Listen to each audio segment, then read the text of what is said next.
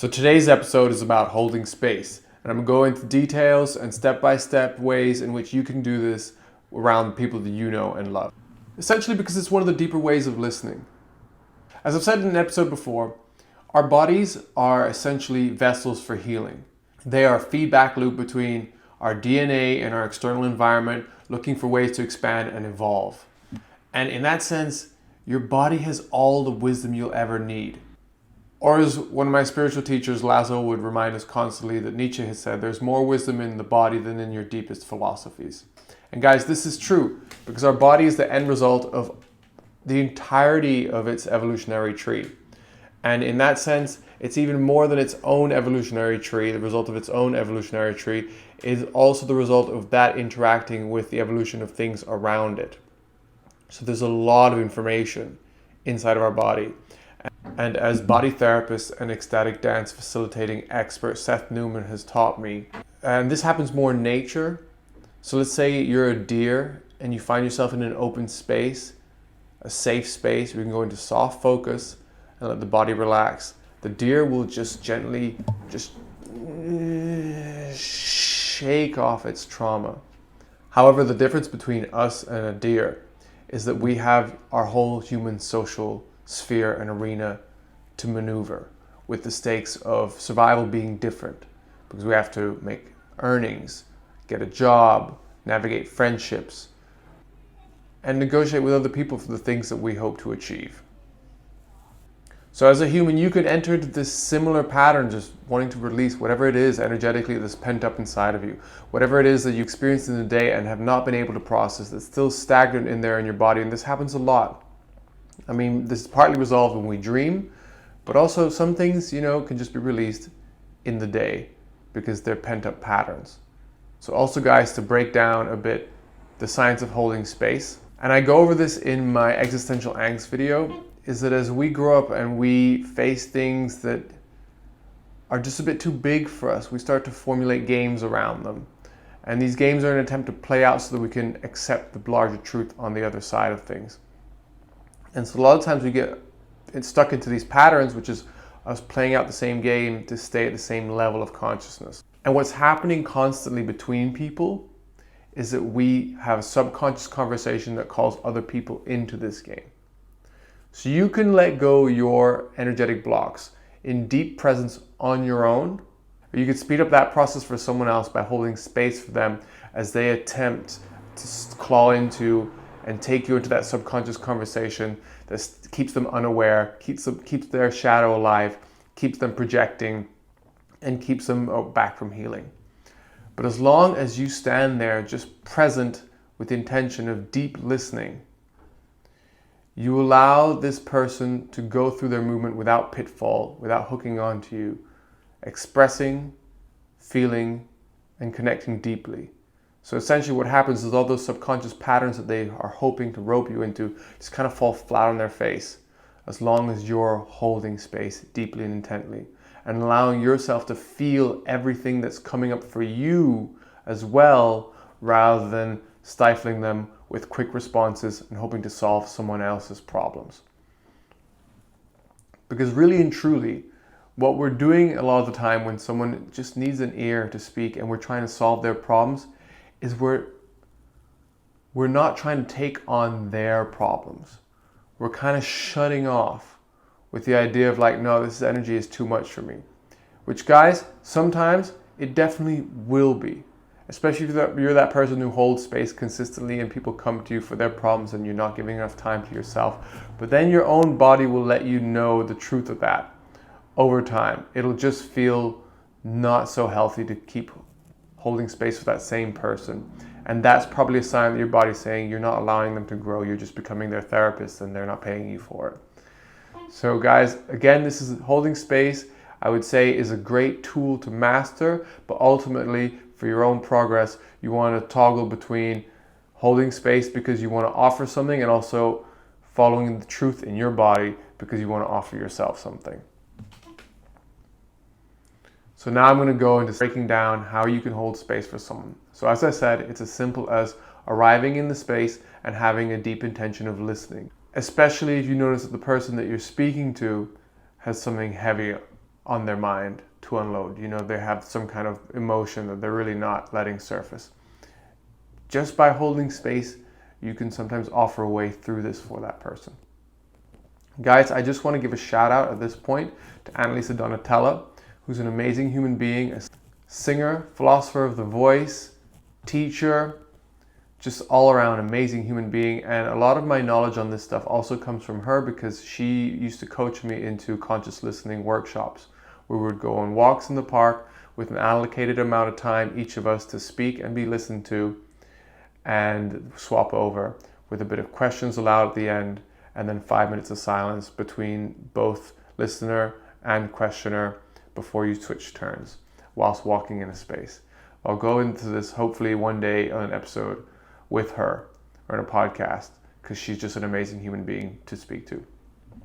So one thing you can do if you want depth in your practice of holding space is that when you find someone in the depth of really like pouring out their heart or talking about something, or maybe it's just a pattern that they have that annoys you, and you're tired of the way that you respond to it because you realize it just kind of perpetuates it, or you don't want to see this person in the end because you know what you're going to end up doing, and you know what they're going to end up doing, and you know how it exhausts you in the end of the day. But it's a friend that you might not, and at the same time, yet it's a friend that you're not going to give up on. Well, this is when I highly recommend trying holding space next time you're seeing this person. Stay in your positivity, arrive there with it, find it, stick to your truths, and then when that thing comes up, when that habit that comes up, for me, it's sometimes friends who complain when they really don't have like as much to complain about as I think they could, and they could just be practicing a bit more gratitude. And usually what I do is I tell them this. I try and solve their problem. But lately I've been trying to just hold space because I value this person, and really I want them to excel, and I don't want to lose them out of my life. So I decided to change my approach and deeply hold space. So one thing you can do to depthen the practice of holding space is to even eliminate any nonverbal cues. So physical reassurances in the face. Just know that you're listening.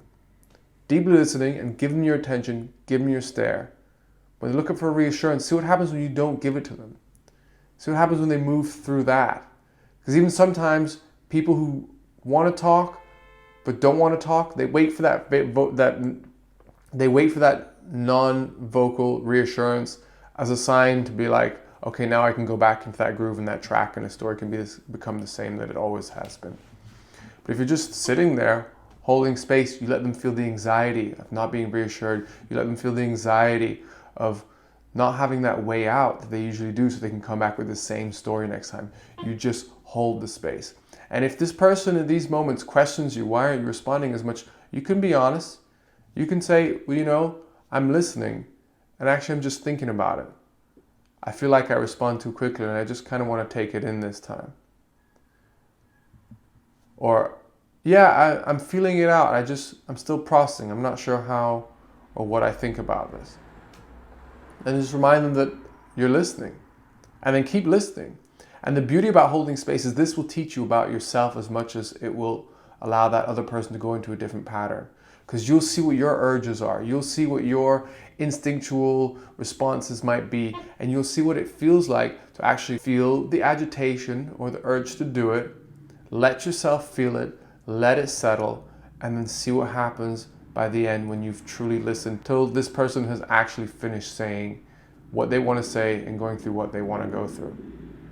And sometimes what they're going through might call you deeply into responding. But you'll have responded from a state of presence and processing of your own emotions rather than that usual pattern that you usually enter into. And sometimes you'll notice that it's not even about the conversation they're having, but just an emotion they have to release. And so the fact of you not giving back those nonverbal reassurances or verbal reassurances like, yes, okay, wow, that's tough, and all this stuff, it'll allow them to maybe cry or have a release, because you'll prove that you're just actually being attentive and holding the space. And guys, sometimes a verbal reassurance will come from your truth, such as, that's tough. And if you notice that that's a different thing to say as opposed to your usual trying to solve their problem, then that's fine. That is actually confirming and reaffirming this person is allowed to share, open, and express and move through what they need to move through. So I would advise discretion here as to how deep you want to go with this and what you actually want to learn. And maybe you take it in stages. Maybe if your habit is to just give corrections and advice, tell people what they're doing wrong, which is what I've been doing for a long time, which always just gave the same results. And in the end, I realized I could take back the power, and I could find responsibility for the outcome myself and offer love more deeply to my friend by actually cycling through strategies and learning and growing and expanding past my own edges and limitations into new pathways of expressing empathy and love for people around me. And this really opened up for me when I was with a friend who I get upset about how much she complains. So guys, I like to bring it back to stories so people have a working frame of reference. And I just felt like I had more to complain about in my life, really and truly, and I was trying to be more positive. So it's just like, oh, here we go again. And I would just try and tell her what I was doing to face it and ask her, please, implore her, please try these things.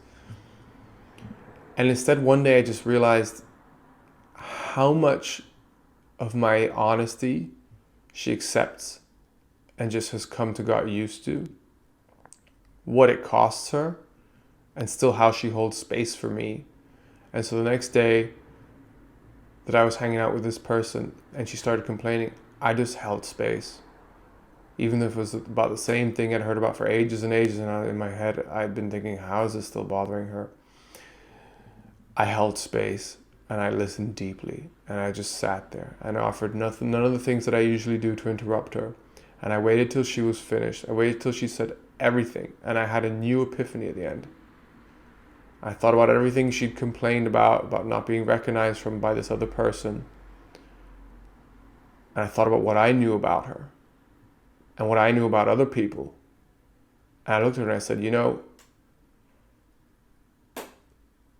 I've just noticed that I don't think I know many other people who would have excelled that quickly in those situations, trying to keep up with this other person that she was complaining about.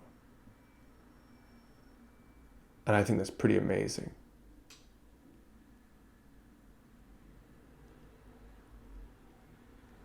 And there was a huge shift right in that moment.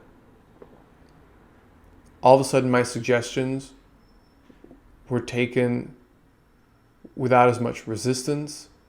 Sometimes, guys, that's all someone's waiting for. It's a gesture of bond forming, a gesture of, well, can I trust you? A gesture of, show me a bit of softness, and then I know I can take your advice.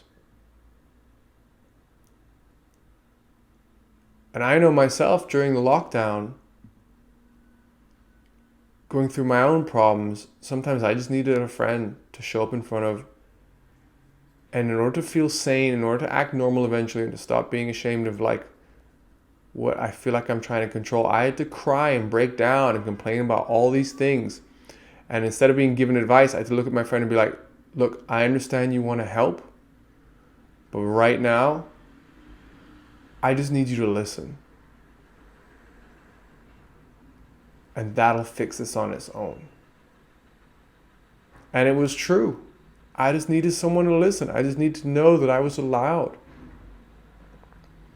to say all this stuff, to lose my composure, to show weakness, to cry, and to still be accepted. Otherwise,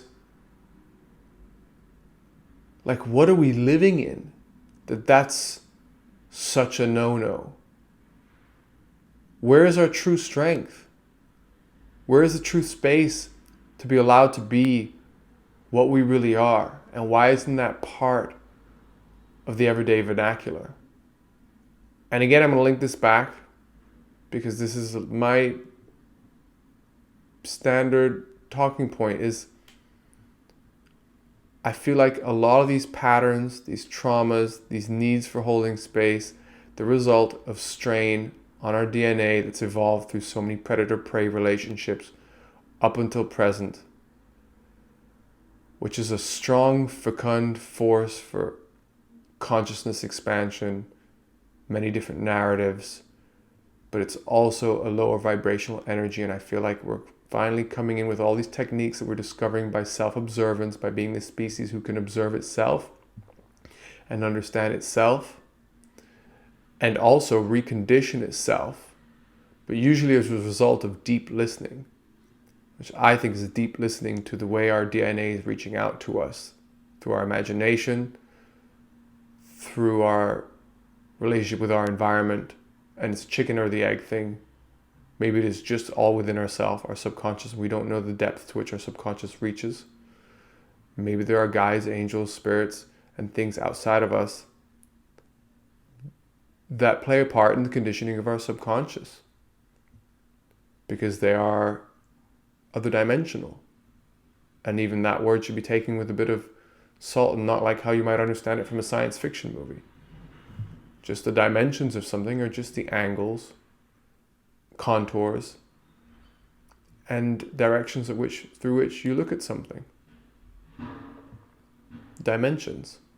So I believe that we're at a stage where we're ready to let go a lot of strain, a lot of habits, and to trust it doesn't mean that we're going to feel weak, and that actually that things are a lot easier than we expect, because our truth is ready to guide us, and we just need practice, institutions that value this, uphold this, and put this forth. And as a healer, as an energy healer, and knowing what has opened up in me, and knowing what it's allowed me to offer people in just half an hour, hour-long sessions in terms of release, mind shifts, mood resets, bliss. My favorite, when I have a client who's just ends up being blissed out because they've done enough work. The energy is now just a mode for fun. The healing has just been information to allow them to channel a lot of states that we usually look for in drugs, to be honest. I remember my first ecstatic dance is dancing myself to a state of ecstasy and feeling like I'd done MDMA when I hadn't.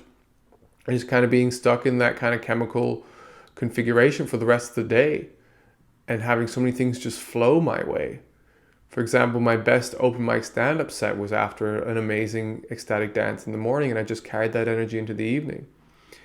And that's why holding space is so important, guys, because once we get over the ego and what matters to the ego, we're actually improving each other's day. We're improving each other's subconscious conversations, the way they reach out, and the frequencies which we attract, and the storylines on which we will then set the rest of our actions and the rest of our unfolding into time and space and the environment around us.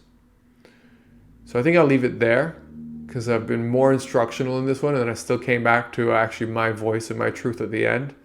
And I'll maybe do another one of holding space, where I just kind of go in space cadet style and just kind of smash that out and relate it to my evolutionary theory. I wanted to try something different today. So this is Healer Holly.